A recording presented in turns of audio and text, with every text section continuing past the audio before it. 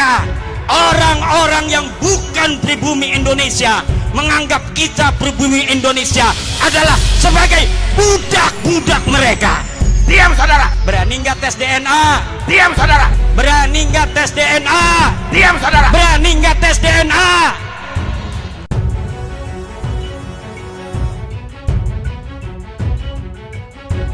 Assalamualaikum warahmatullahi wabarakatuh. Saudaraku yang dirahmati Allah. Akhir-akhir ini banyak sekali tindakan kekerasan, persekusi yang menimpa umat, ini terjadi di banyak tempat di Nusantara.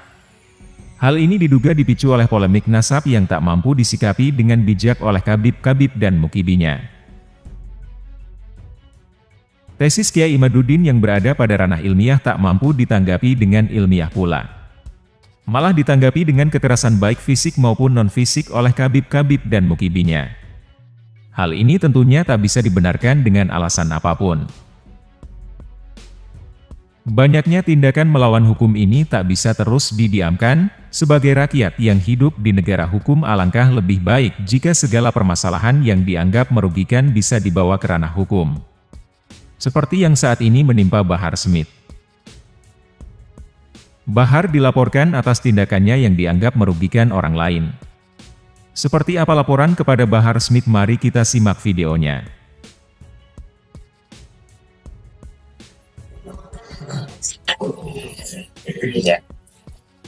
Assalamualaikum warahmatullahi wabarakatuh. Waalaikumsalam warahmatullahi wabarakatuh. Ya, tambahan dari kami, saya Tubagus Mugi Nur Fadil, Satyati Tayasa, beserta juga para penasihat hukum di sini, dan dengan saudara-saudara kami ada Gus Irfan Wesi dan para santri di sini. Intinya kami menambahkan dan menginformasikan bahwasanya kasus Gus Adin ini, Pak Adin Arifin, itu utamanya dengan Pak Asad Shahab sebenarnya. Nah, atau oknum Habib Ba'alawi, yakni Asad Shahab ini yang bermarga Shahab. Tidak ada hubungannya dengan, awalnya ya, tidak ada hubungannya dengan Bahar bin Smith. Tapi karena solidaritas kekeluargaan di antara mereka, sehingga Pak Asad Shahab ini menyatakan ada penipuan, sehingga Bahar bin Smith ini kemudian sok jago sebagai pahlawan yang mau menolong keluarganya atau kerabatnya. Karena mereka sesama keluarga Bani Ba'alawi dari Muasal Yaman. Nah, kami di sini, saya sebagai Ketua Umum Robitoh Babat Kesuran Banten dan juga Wakil Ketua dari Perjuangan Wali Songo Indonesia Laskar Sabilillah juga memiliki solidaritas yang sama kepada saudara kami, Bapak Adin Arifin. Karena beliau pun dari garis ibu juga keturunan Sultan Banten dan juga keturunan Wali Songo, yakni Sunan Gunung Jati. Dan kami juga ada bentuk kepedulian, bentuk solidaritas, tidak terima kalau saudara kami Pak Adin ini dipersekusi, difitnah, dicemarkan nama baiknya dengan sewenang-wenang oleh oknum Habib Ba'alawi yang ngaku-ngaku sebagai cucu Nabi dan ngaku-ngaku sebagai ulama. Seharusnya kalau ngaku sebagai cucu Nabi, ngaku sebagai ulama, ya harusnya bersikap yang memberikan teladan yang baik di masyarakat. Bukan malahan sok jadi preman, persekusi, mencemarkan nama baik, dan menyampaikan hal-hal yang tidak baik di masyarakat. Harusnya memberikan contoh dan teladan yang baik. Sehingga kami di sini sebagai suatu bagian keluarga besar Wali Songo mendukung Bapak Adin Arifin beserta para penasihat hukumnya untuk terus memperjuangkan keadilan di bumi Indonesia ini, karena negara kita adalah negara hukum. Tidak ada yang punya ras yang lebih tinggi sehingga tidak bisa dihukum. Bahkan Rasulullah pun bersabda, andai Fatimah putriku mencuri, akan kupotong tangannya. Apalagi yang mengaku-ngaku sebagai zuriat Nabi ribuan tahun kemudian.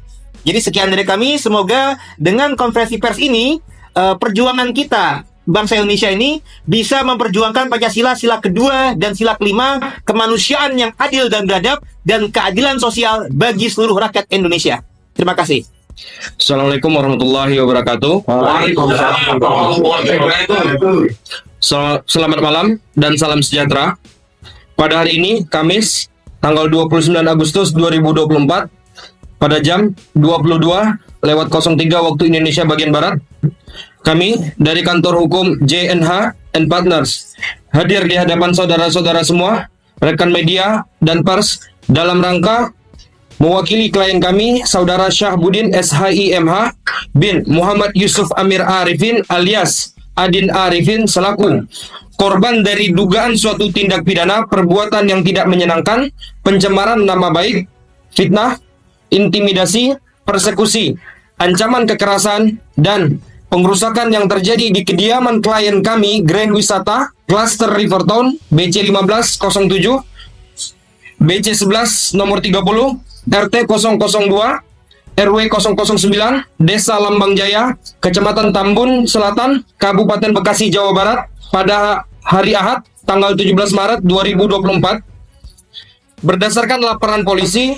yang akan kami jelaskan terhadap para terlapor, yang pertama yaitu Saudara Bahar bin Smith, yang kedua Saudara Muhammad Asad Sahab, yang ketiga Saudara Fazrullah selaku Ketua RT 002 RW 009 Cluster Rivertown Grand Wisata Lambang Jaya Kabupaten Tambun Selatan Kabupaten Bekasi. Bahwasanya kami Saudara Dr. Chan Hilman Himawan SH MH MKN, yang kedua Saudara Muhammad Huron Muhajjalin SH SE, dan saya sendiri Hari Pribadi Garves SH IMH, dan dari kantor hukum JNH Partners selaku kuasa hukum dari korban yaitu Saudara Adin Arifin akan menginformasikan pertama bahwa kasus ini sedang berjalan dan ditangani oleh Polda Metro Jaya dengan laporan polisi nomor LP garing B garing 1838 garing 4 Romawi garing 2024 garing SPKT garing Polda Metro Jaya tanggal 1 April 2024 atas dugaan tindak pidana perbuatan yang tidak menyenangkan Undang-Undang Nomor 1 Tahun 1946 tentang KUHP sebagaimana yang dimaksud dalam pasal 335 KUHP tentang perbuatan yang tidak menyenangkan dan atau pasal 170 KUHP tentang pengeroyokan, persekusi, dan pengrusakan, dan atau pasal 167 KUHP tentang memasuki rumah, ruangan, pekarangan orang lain tanpa izin. Perkara ini telah ditangani oleh Unit 4 Subdit Jatanras Ditreskrimum Polda Metro Jaya, di mana sampai saat ini penanganannya berjalan dengan lancar dan baik, dan telah melewati beberapa tahapan-tahapan, yaitu pertama olah TKP telah dilakukan oleh tim Inafis Polda Metro Jaya di rumah klien kami sebagai korban di Grand Wisata Cluster Rivertown BC 15 nomor 07 BC 11 nomor 30 RT 2 RW 9 Desa Lambang Jaya Kecamatan Tambun Selatan Kabupaten Bekasi Jawa Barat. Kemudian pemanggilan saksi-saksi dari pihak pelapor, dalam hal ini JNH Partner selaku kuasa hukum Saudara Adin Arifin dan saksi-saksi lainnya untuk dimintai keterangan atau klarifikasi di Unit 4 Subdit Jatanras Ditreskrimum Polda Metro Jaya.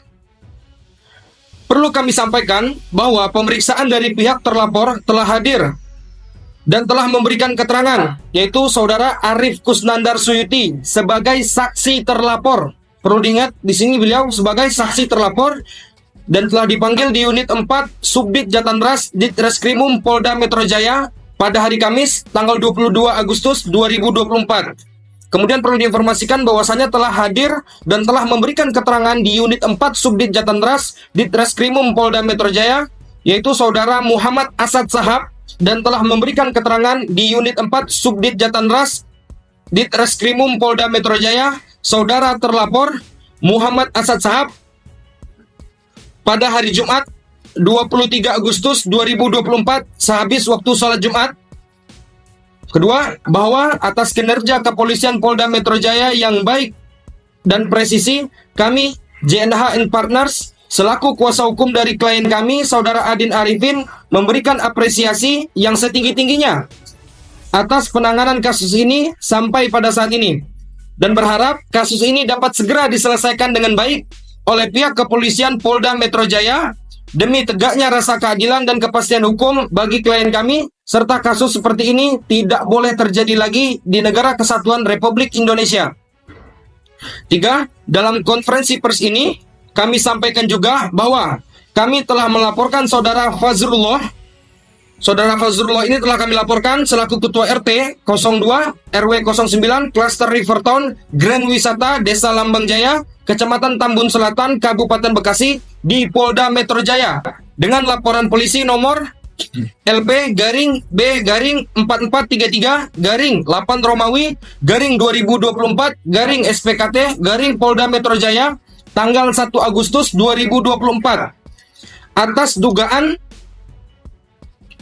dugaan keterlibatannya dalam tindak pidana pencemaran nama baik Undang-Undang Nomor 1 Tahun 1946 tentang KUHP sebagaimana yang dimaksud dalam pasal 310 KUHP tentang pencemaran nama baik dan atau pasal 311 KUHP tentang fitnah. 4. Bahwa kami juga menyampaikan ucapan terima kasih yang sebesar-besarnya kepada Bapak Kapolri, kemudian kepada Bapak Kabaris Krim Polri, dan kepada Bapak Kapolda Metro Jaya atas kinerja Kepolisian Republik Indonesia, khususnya Polda Metro Jaya. Sebagai penutup, kami ucap dalam konferensi pers ini, kami sampaikan atas perhatian dan dukungannya serta kehadirannya kami ucapkan banyak terima kasih. Wabillahi taufiq wal hidayah. Assalamualaikum warahmatullahi wabarakatuh. Waalaikumsalam warahmatullahi wabarakatuh. Ya, bagi rekan-rekan media ada yang memberikan pertanyaan? Ini Pak, saudara Arif ini yang sudah dipanggil, ini sebagai saksi. Sebagai saksi dari Si Arif itu siapanya sih, Pak? Diduga masih tim dari saudara Bahar bin Smith. Jadi ikut persekusi juga di dalam pakaran rumah dan juga ikut mengkompor-kompori di situ. Provokasi. Provokator waktu itu. Iya. Jadi sampai 50 ormas tuh datang saat tanggal 17 Maret 2024 saat itu.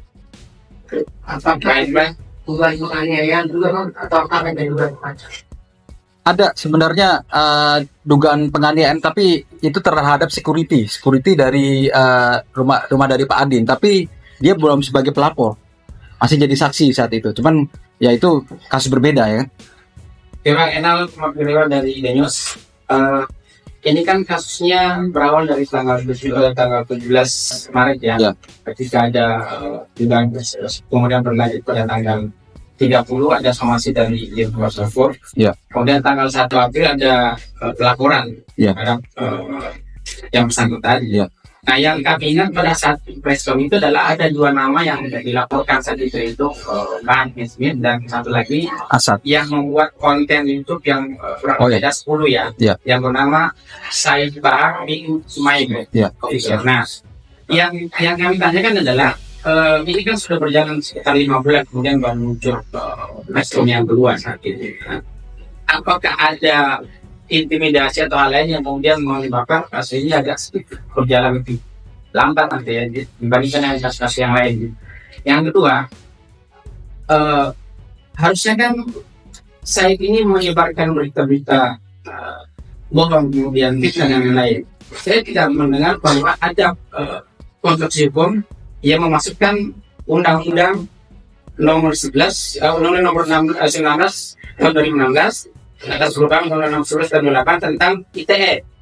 Karena jelas bahwa di pasal 28 itu yang berkaitan dengan pemberitaan bohong, fitnah dan lain-lain itu masuk pasal 28. Nah, kenapa itu tidak dimasukkan dalam konstruksi hukumnya? Terima kasih. Ya. Terkait tadi mengapa kasus ini baru berjalan saat ini, karena kami menunggu momentum juga ya.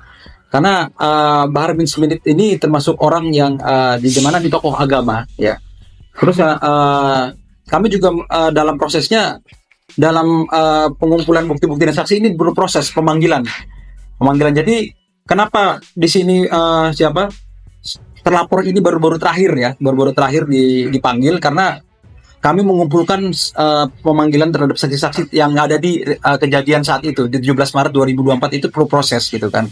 Dan ini adalah momen yang tepat. Jadi ketika saat ini ya lagi viralnya juga kasusnya tentang Habib gitu kan.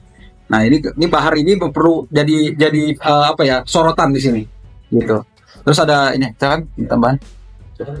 Iya, jadi yang sudah kita laporkan saat ini adalah persekusi yang dilakukan oleh Bahar bin Smith.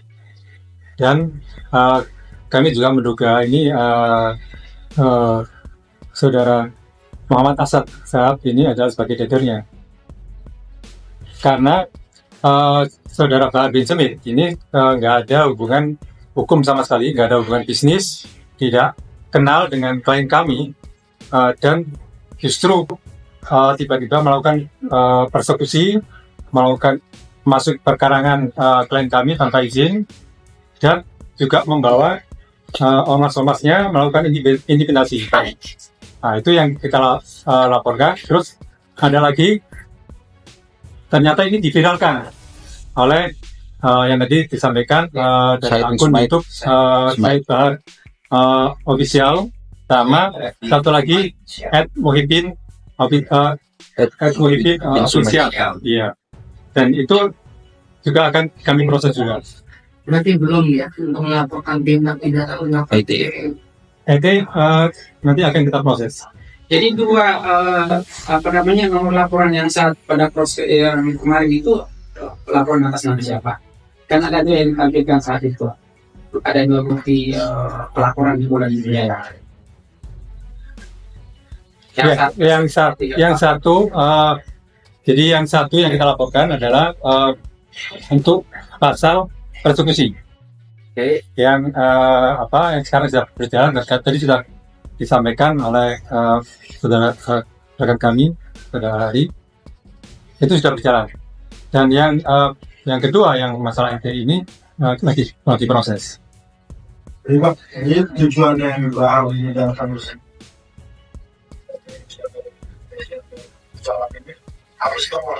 ngapain itu harapan dan terus harapannya apa sih dari ya itu sebenarnya sudah kami jelaskan waktu konferensi pers yang pertama. Jadi sesuai isi dari apa yang disampaikan dan sudah kami jelaskan di somasi kami juga. Jadi itu mereka setelah Intimate menuduh bahwa klien kami itu melakukan penipuan, tapi tanpa saudara Smith bisa menunjukkan suatu bukti. Yang fatalnya itu justru Harvin Smith, saudara Patrick Smith ini tidak kenal dengan klien kami, tidak ada hubungan bisnis. Tiba-tiba datang dan melakukan persekusi. Terus harapannya Pak? Bagaimana? Harapannya Pak? Apa sih? Ya harapannya ini kan yang jelas klien kami kan ada hubungan bisnis dengan kolega-kolega beliau dan ini pasti akan berpengaruh terhadap pencemaran nama baik beliau. Ya kan? Dan ini juga akan mempengaruhi hubungan bisnis, kesempatan bisnis segala macam pasti akan berpengaruh dan itu sangat besar. Ya. Sejauh ini ada dampak dari viral. Dampak kan saya mau beri. Ya ada, pasti ada dampak dan besar sekali itu. Kepercayaan orang terhadap klien kami pasti ini kan akan turun. Dampak yang terjadi sangat besar ya, karena akun Said bin Sumaid ini memviralkan dari persekusi ini dari 17 Maret itu ditonton oleh 800.000. Saya lihat sih 800.000 lebih ya pada saat kejadian itu kan. Dan semuanya mendukung dengan apa yang dilakukan oleh Bahar sebagai sang hero yang menuduh seseorang ini melakukan penipuan, ini membawa apa yang namanya dukun ya kan. Nah, justru dengan adanya laporan dan adanya konferensi pers seperti ini mengembalikan memulihkan nama baik dari Pak Syahbudin ya, Pak Adin Arifin ini ya kan, yang dituduh oleh beliau, yang di framing di akun YouTube-nya. Nah, saat itu sebenarnya pada tanggal 17 Maret ya, itu memang ada kesalahpahaman. Itu sudah ada terjadi mediasi di Polsek ya, Polsek Tambun ya. Nah, sebenarnya sudah ada deal-dealan, itu udah terjadi, udah minta maaf deh.